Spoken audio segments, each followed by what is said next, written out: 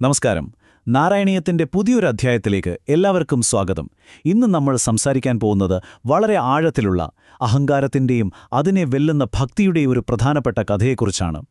നാരായണീയം 24-ാം ദശകത്തിലൂടെയുള്ള ഈ യാത്ര വെറുമൊരു കഥ പറച്ചിലല്ല കേട്ടോ, മറിച്ച് നമ്മുടെ ഉള്ളിലെ ഇരുട്ടിനെ മാറ്റി എങ്ങനെ പ്രകാശം കടന്നുവരുന്നു എന്നതിന്റെ അതിമനോഹരമായൊരു ചിത്രമാണ് ഇവിടെ വരച്ചു കാട്ടുന്നത്. അപ്പോൾ ആ ദിവ്യമായ അറിവിലേക്ക് നമുക്ക് നേരെ കടക്കാം. തുടങ്ങുന്നതിന് മുൻപ് നിങ്ങളൊന്ന് ആലോചിച്ചു നോക്കൂ.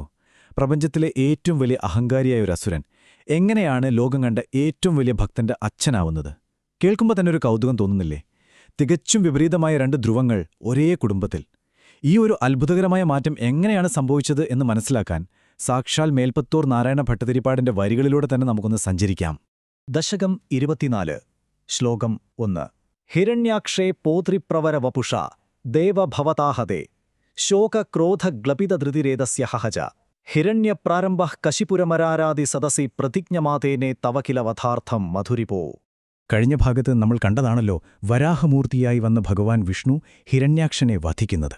ആ വാർത്ത കേട്ടതും സ്വന്തം അനിയനെ നഷ്ടപ്പെട്ടതിന്റെ സങ്കടവും അതിലേറെ ഭയങ്കരമായ ദേഷ്യവും കൊണ്ട് ഹിരണ്യകശിപു അക്ഷരാർത്ഥത്തിൽ തിളച്ചുമറിയുകയായിരുന്നു. ദേവന്മാരുടെ ഏറ്റവും വലിയ ശത്രുവായ അവൻ അസുരന്മാരുടെ സഭയിൽ വെച്ച് ഭയാനകമായ ഒരു പ്രതിജ്ഞയെടുത്തു. എന്താണെന്നോ, തന്റെ സഹോദരനെ കൊന്ന വിഷ്ണുവിനെ താൻ ഇല്ലാതാക്കുമെന്ന്. അഹങ്കാരം കൊണ്ട് കണ്ണ് കാണാതായ ഒരാളുടെ ഏറ്റവും വലിയ മണ്ടത്തരമായിരുന്നു അത്. ദശകം 24, ശ്ലോകം 2. വിധാതാരം ഘോരം സഖലു തപസിത്വാ നചിരതഃ പുരഃ സാക്ഷാത് കുർവൻ സുരനരമൃഗാദ്യേരണിധനം വരം ലബ്ധ്വാ ധൃപ്തോ ജഗതിഹ ഭവന്നായകമിതം പരീക്ഷുന്ദൻ ഇന്ദ്രാദഹരത ദിവം ത്വാമഗണയൻ. ഈ എടുത്ത പ്രതിജ്ഞ വെറുതെ ഒരു വാക്കായിരുന്നില്ല കേട്ടോ. അവൻ ബ്രഹ്മാവിനെ പ്രീതിപ്പെടുത്താൻ വളരെ കഠിനമായൊരു തപസ്സു തുടങ്ങി. ആ തപസ്സിന്റെ ചൂട് താങ്ങാനാവാതെ ബ്രഹ്മാവിന് വേഗം തന്നെ പ്രത്യക്ഷപ്പെടേണ്ടി വന്നു. അങ്ങനെ അവനൊരു വരം ചോദിച്ചു വാങ്ങി. ദേവന്മാരോ മനുഷ്യരോ മൃഗങ്ങളോ അങ്ങനെ ആരും തന്നെ കൊല്ലാൻ പാടില്ല. ഈയൊരു ഉറപ്പ് കിട്ടിയതോടെ അവന് അഹങ്കാരം ഇരട്ടിയായി. ഭഗവാനെപ്പോലും വകവെക്കാതെ ഇന്ദ്രനിൽ നിന്ന് സ്വർഗ്ഗലോകം വരെ അവൻ പിടിച്ചെടുത്തു. അധികാരം കയ്യിൽ കിട്ടുമ്പോൾ മനുഷ്യൻ എത്രത്തോളം അന്ധനാകും എന്നതിന്റെ ജീവിക്കുന്ന ഉദാഹരണമല്ലേ ഇത്. ദശകം 24, ശ്ലോകം 3. നിഹന്തും ത്വാം ഭൂയസ്തവ പദമവാപ്തസ്യ ചരിപോ ബഹിർദൃഷ്ടേരന്തർദതിതഹൃദയേ സൂക്ഷ്മവപുഷ നദന്നുച്ചൈസ്തത്രാപ്യഖില ഭുവനാന്തേ ച മൃഗയൻ ഭിയായാദം മത്വാ സഖലു ജിതകാശി നിവൃർദേ. ഇനിയാണ് ഭഗവാന്റെ ബുദ്ധി. വിഷ്ണുവിനെ കൊല്ലാൻ നേരെ വൈകുണ്ഠത്തിലേക്ക് ചെന്ന ഹിരണ്യകശിപുവിനെ കാത്തിരുന്നത് വലിയൊരു സർപ്രൈസായിരുന്നു. അവൻ അവിടെയെല്ലാം അലറി വിളിച്ച് ഭഗവാനെ തിരയുമ്പോൾ ഭഗവാൻ വളരെ സൂക്ഷ്മമായൊരു രൂപത്തിൽ അവന്റെ തന്നെ ഹൃദയത്തിൽ പോയി ഒളിച്ചു. 3 ലോകങ്ങളിലും തിരഞ്ഞിട്ടും വിഷ്ണുവിനെ കാണാതായപ്പോൾ അവൻ വിചാരിച്ചത് തന്നെ കണ്ട് പേടിച്ച് വിഷ്ണു ഒളിച്ചോടിയെന്നാണ്. താനാണ് ജയിച്ചതെന്ന അഹങ്കാരത്തിൽ അവൻ തിരികെ പോന്നു. നോക്കൂ, ശത്രുവിനെ പുറത്ത് തിരയുന്ന ഈ അഹങ്കാരി അറിയുന്നുണ്ടോ അവനെ നിയന്ത്രിക്കുന്ന ആ പരമമായ ശക്തി സ്വന്തം ഉള്ളിൽ തന്നെയാണുള്ളതെന്ന്. ദശകം 24, ശ്ലോകം 4. തതോസ്യ പ്രഹ്ലാദഃ സമജനിസുതോ ഗർഭവസതോ മുനേർ വീണാപാണേരധിഗതഭവദ്ഭക്തിമഹിമാം സവൈ ജാത്യാ ദൈത്യഃ ശിശുരഭിസമേത്യ ത്വയി രതിം ഗതസ്ത്വദ്ഭക്താനാം വരദ പരമോദാഹരണതാം. അങ്ങനെയിരിക്കെയാണ് ഈ കഥയിലെ ഏറ്റവും വലിയ ട്വിസ്റ്റ് നടക്കുന്നത്. ആ വലിയ അസുരൻ ഒരു മകൻ ജനിച്ചു, പ്രഹ്ലാദൻ. പക്ഷെ അവൻ ബാക്കിയുള്ള അസുരന്മാരെ പോലെ ആയിരുന്നില്ല കേട്ടോ. കാരണം അമ്മയുടെ ഗർഭത്തിൽ കിടക്കുമ്പോൾ തന്നെ അവൻ നാരദ മുന്നിയിൽ നിന്ന് ഭഗവാന്റെ മഹിമകളെല്ലാം കേട്ടു പഠിച്ചിരുന്നു. അസുരകുലത്തിൽ ജനിച്ചിട്ടും ഒരു കൊച്ചുകുട്ടി ആയിരുന്നിട്ട് പോലും പ്രഹ്ലാദൻ അടിയുറച്ച ഒരു വിഷ്ണു ഭക്തനായി മാറി.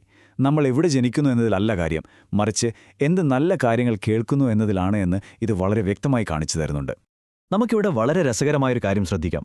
നോക്കൂ, ഒരറ്റത്ത് പിതാവായ ഹിരണ്യകശിപു, തലക്കനം, അധികാരം, പിന്നെ ഈശ്വരനോടുള്ള ഭയങ്കരമായ വെറുപ്പ്.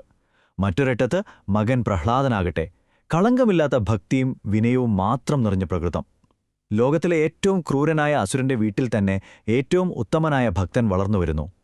അഹങ്കാരത്തെ ഇല്ലാതാക്കാൻ ഭഗവാൻ തിരഞ്ഞെടുക്കുന്ന വഴികൾ എത്ര സൂക്ഷ്മമാണെന്ന് നമ്മളെ ഓർമ്മിപ്പിക്കുന്നൊരു നിമിഷമാണിത്. ദശകം 24, ശ്ലോകം 5. സുരാരീണാം ഹാസ്യം തവ ചരണദാസ്യം നിജസുതേ സദൃഷ്ട്വാ ദുഷ്ടാത്മാ ഗുരുഭിർ അശിഷ്യച്ചിരമമും ഗുരുപ്രോക്തം ചാസാവിധം ഇദമഭദ്രായ ദൃഢമിത്യപാകുർവൻ സർവം തവ ചരണഭക്ത്യൈവ വവൃധേ. സ്വന്തം മകൻ തന്റെ ഏറ്റവും വലിയ ശത്രുവിനെ ആരാധിക്കുന്നത് കണ്ടപ്പോൾ ഹിരണ്യകശിപുവിന് അക്ഷരാർത്ഥത്തിൽ ഭ്രാന്ത് പിടിച്ചു. ബാക്കിയുള്ള അസുരന്മാരുടെ മുന്നിൽ ഇതൊരു വലിയ നാണക്കേടല്ലേ? അവൻ ഉടനെ തന്നെ അസുരന്മാരായ ഗുരുക്കന്മാരെ വിളിച്ച് പ്രഹ്ലാദനെ അസുരനീതികൾ പഠിപ്പിക്കാൻ ഏർപ്പാടാക്കി. പക്ഷെ എന്തു സംഭവിച്ചെന്നോ? അവർ പറഞ്ഞുകൊടുത്തതെല്ലാം തെറ്റായ കാര്യങ്ങളാണെന്ന് മനസ്സിലാക്കി പ്രഹ്ലാദൻ അതെല്ലാം അപ്പടി തന്നെ തള്ളിക്കളഞ്ഞു. അവനിൽ ആ ഭഗവാന്റെ പാദങ്ങളോടുള്ള ഭക്തി മാത്രമേ നാൾക്കുനാൾ വളർന്നുള്ളൂ. എന്തൊക്കെ സമ്മർദ്ദങ്ങളുണ്ടായാലും ഒരു യഥാർത്ഥ ഭക്തന്റെ മനസ്സുമാറ്റാൻ ആർക്കും കഴിയില്ല എന്ന് ഇവിടെ തെളിയുകയാണ്. ഇന്നത്തെ ഈ വിവരണം കണ്ടതിന് നന്ദി. ഞാൻ കോഷ് ഒരു ബഹുഭാഷാ ചാനലാണ്. ഇവിടെ ഞങ്ങൾ ഇംഗ്ലീഷ്, ഹിന്ദി, മറാത്തി, തമിഴ്, ഗുജറാത്തി, മലയാളം, ബംഗാളി തുടങ്ങിയ ഭാഷകളിൽ ആത്മീയ അറിവുകൾ പങ്കുവയ്ക്കുന്നു. മറ്റു പ്രധാന ഭാഷകളും വൈകാതെ വരുന്നുണ്ട്. സനാതനധർമ്മത്തിന്റെ കാലാതീതമായ നിധികൾ ലളിതമായും വ്യക്തമായും അർത്ഥവത്തായും നിങ്ങളിലേക്ക് എത്തിക്കുക എന്നതാണ് ഞങ്ങളുടെ ലക്ഷ്യം. ഞങ്ങളുടെ ചാനലിൽ ശ്രീമദ് ഭാഗവതം, ഭഗവത്ഗീത, മഹാഭാരതം, ലളിതാ സഹസ്രനാമം, ദൈവത്തിൻ കുരൽ, സൗന്ദര്യലഹരി, മഹാരാഷ്ട്രയിലെ സന്യാസിമാർ, ബംഗാളിലെ സന്യാസിമാർ, പിന്നെ ആദിശങ്കരാചാര്യരുടെ അവതാരകഥ എന്നിവയെക്കുറിച്ചുള്ള ദൈനംദിന അറിവുകൾ പല ഭാഷകളിൽ ലഭ്യമാണ്. ഈ അറിവുകൾ നിങ്ങൾക്ക് പ്രയോജനകരമാണെന്ന് തോന്നുന്നുവെങ്കിൽ ദയവായി ഈ ജ്ഞാൻ കോഷ് ചാനൽ സബ്സ്ക്രൈബ് ചെയ്യുക. അതുവഴി ഞങ്ങളുടെ ദൈനംദിന വിവരങ്ങൾ നിങ്ങൾക്ക് എളുപ്പത്തിൽ ലഭിക്കുന്നതായിരിക്കും. ലൈക്ക് ചെയ്യാനും ഷെയർ ചെയ്യാനും ഈ ദിവ്യമായ അറിവുകൾ നിങ്ങളുടെ കുടുംബവുമായും സുഹൃത്തുക്കളുമായും സമൂഹവുമായും പങ്കുവയ്ക്കാനും മറക്കരുത്. നമുക്കൊരുമിച്ച് സനാതനധർമ്മത്തിന്റെ പ്രകാശം കെടാതെ സൂക്ഷിക്കാം. പോകുന്നതിനു മുൻപായി ഒന്ന് ചിന്തിക്കുക. ഹിരണ്യകശിപുവിനെപ്പോലെ പുറത്തെ ഈശ്വരനെ തിരയുന്നതിനു പകരം പ്രഹ്ലാദനെപ്പോലെ നമ്മുടെ ഉള്ളിൽ തന്നെ ആ ദിവ്യസാന്നിധ്യം കണ്ടെത്താൻ നമുക്ക് കഴിഞ്ഞാലോ? നമസ്കാരം.